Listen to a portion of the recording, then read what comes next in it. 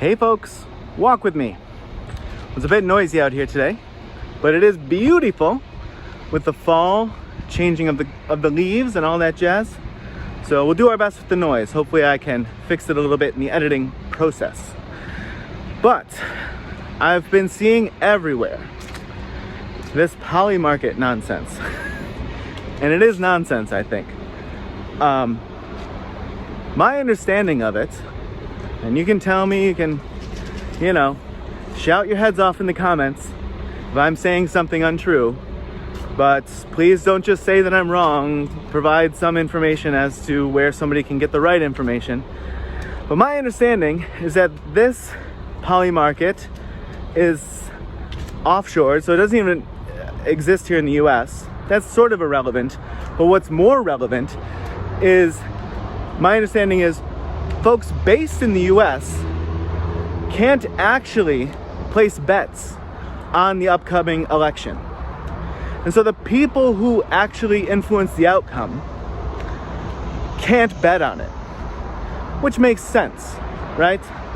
That's the last thing that we need in the US, is another way for people to profit off of casting a vote. Or a way, I guess I should say. But, so that makes sense. But what you essentially have is the easiest way for foreign entities, foreign nationals, whatever, to try to influence the election. It's really simple.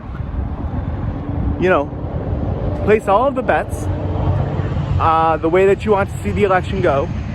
Not really who you think will win, but just use it as a psyop, as a way to influence people's perspective, a way to try to suppress the vote of the candidates who you are betting against, right? And get them to essentially say, well, it's 60-40 or it's 70-30 in Polymarket. Geez, Polymarket's getting as much clout, as much prestige as A+ polls, right? And it's being held up there like it's a gold standard of some predictability. So I'm just going to stay home and not vote if I'm voting for the other person.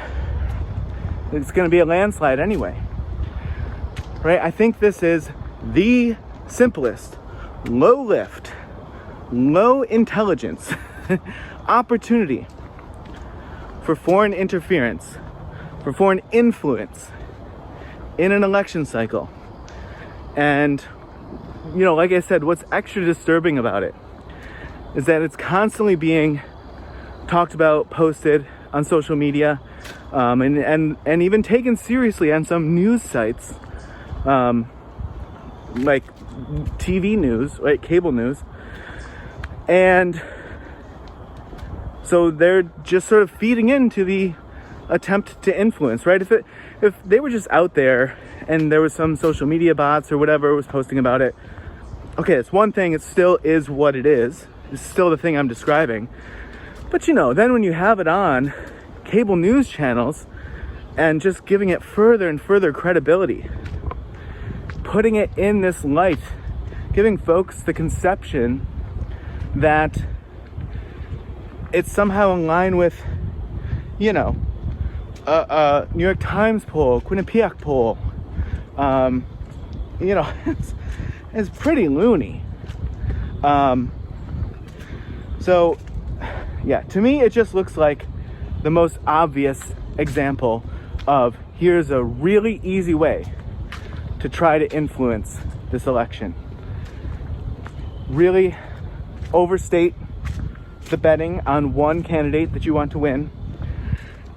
Amplify it enough on social media that you hope then what at least maybe previously were seen as credible sources, and to the degree to which that carries through to today, start to parrot it, right? It's like Operation Mockingbird. But yeah, it looks to me like a foreign influence campaign, psyop, to the max. To the max, because it's so freaking simple to do. Like a no-brainer. Of course you would do this if your goal was to influence an election cycle. All right, folks. I thought my last video was on a soapbox. Here we're on a tightly time knit soapbox. But yeah, I was so tired of hearing about it and hearing people just feed it with more credibility. I wanted to put this out there and just offer up a different perspective. So, if you walked with me, we got in a little brisk one, but it is the fall and it is the weekend, and such is the nature of these walk with me videos. And if you watched and didn't walk, I certainly appreciate you getting this far along, and as always, I will see you in the next video.